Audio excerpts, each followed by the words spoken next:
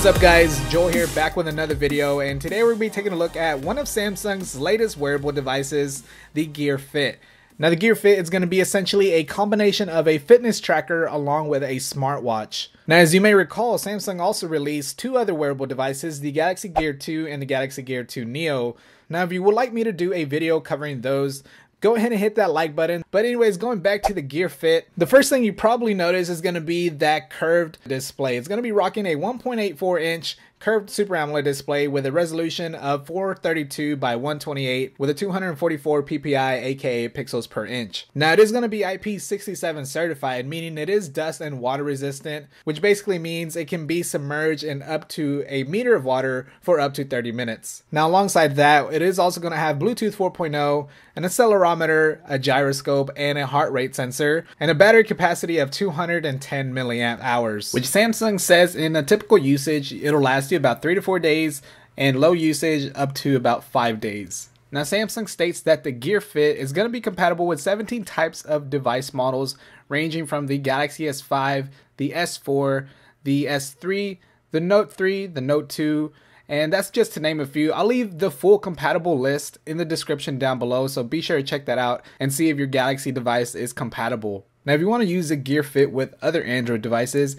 my good friend Dom from youtube.com/macmixing has a great video showing you how to use it on the new HTC One M8 and also other Android devices. So you can go ahead and check that out. I'll leave a link down below in the description so you can go ahead and check out his video and see how you can get the Gear Fit to work on other Android devices. But going ahead and checking out the Gear Fit here, my first impressions of the device is going to be that it is lighter than expected. It's going to have a rubberized plastic band that holds the Fit's body in place, and it will be resizable to your liking. Now let's say I have about medium-sized wrists and I don't have any type of issues on how it fit on my wrist. And I think if you have large wrists, I think you can still make it work.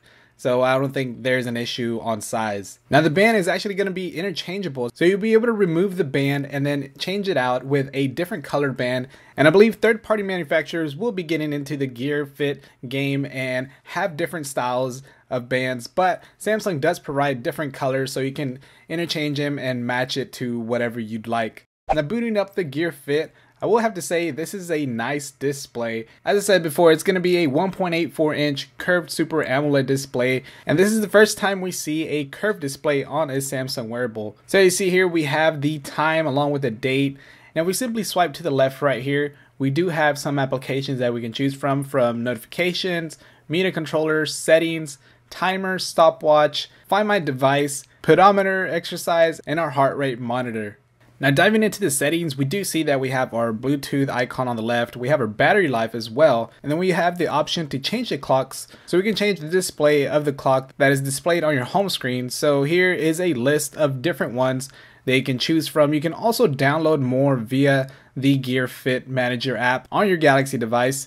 But let's go ahead and check out some more settings here. We also have wallpapers where you can customize that as well. So you can choose from different wallpapers as shown here. And then once you find a wallpaper, you simply just tap on it and then it'll set it as your wallpaper. So as you can see here, this is what it'll look like with a different wallpaper. Now you can also even upload a photo using the Gear Fit Manager application, but we'll take a look at that here in a little bit. Now going back into the settings, we can also change the brightness of the display as shown here, and then we can also change it if you're wearing it on your left or right wrist. I always wear my watch on my left wrist.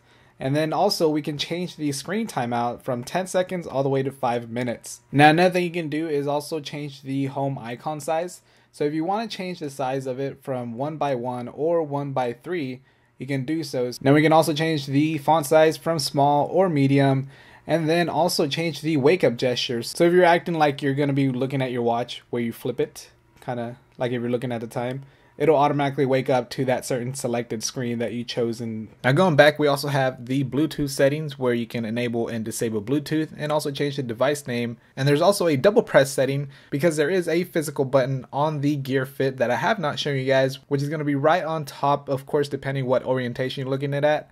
But of course, me right now, it's going to be on top. But what the double press setting does is you'll be able to quickly press that button, which is also known as like the home button. And once you double press it, it will go to that certain application that you chose in the double press settings. Now you'll also be able to choose the profile, so you can choose male or female, of course, whichever gender you are. and also you can reset the gear fit and gather some gear fit information.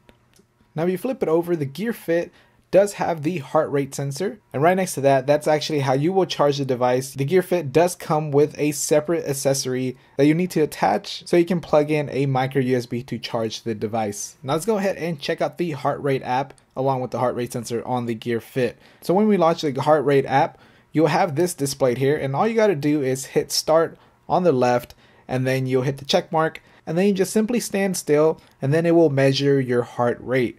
So this will take a couple seconds, and then once it's done, it will show you your beats per minute and then also give you a date and time. And then you'll be able to sync this to S Health, which is the application on your Galaxy device.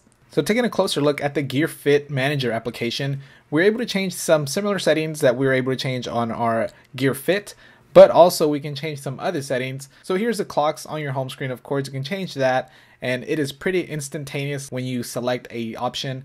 And also here we have wallpapers. Now with the wallpapers, you're also able to add your own image from your device. So you see here, I can go ahead and select a photo from my gallery, and then it will be displayed as my wallpaper on my Gear Fit. So I think that is a pretty neat feature if you want to customize it to your liking. Of course, my liking is the Texas Rangers because I am from Texas and I am a big baseball fan. And of course, I do play baseball. In case you missed my video whenever I did a 4K video test on the Galaxy S5. If you want to check that out, I'll leave a link down below. But anyways, you'll also be able to go into your apps and settings. So for instance, S Health here, you can go ahead and open up S Health directly from the Gear Fit Manager application. And you'll also be able to transfer your S Health data through the settings here in the Gear Fit Manager app. Now going back, we have our notifications. So you can select different types of notifications that will pop up on your Gear Fit. So here we have some settings like limit notification, smart relay, preview messages, or also keep the screen off. And then going down, we also have some instant alerts. So for example, incoming calls, you can select or deselect that. The alarm, schedule. You can also have missed calls, messages, emails, or your weather pop up on your Gear Fit. Now going back, we also have this settings option. And then here you'll be able to do basic stuff that will allow you to change like your double pressing power key, auto lock, wake up gestures, send help messages, and manage your primary contacts. And also have quick responses. When you do receive a call, you can actually send a quick response, which we'll check that out here in a second. Now here we're going to do a little demo on an incoming call, so I'm going to go ahead and call myself. Now one thing to note about the Gear Fit is that it does not have a built-in microphone, so that means you won't be able to make calls, but you will be able to still see who is calling if your phone's in your pocket, and you'll be able to decline that call or even reply with a quick response back. So in case you are working out and then you have your phone in your pocket, you'll still be able to see who is calling without having to go through the trouble of pulling out your phone. Now that is one feature that sets itself apart from the Galaxy Gears, because the Galaxy Gears do have a built-in microphone, so you can make calls from those smartwatches.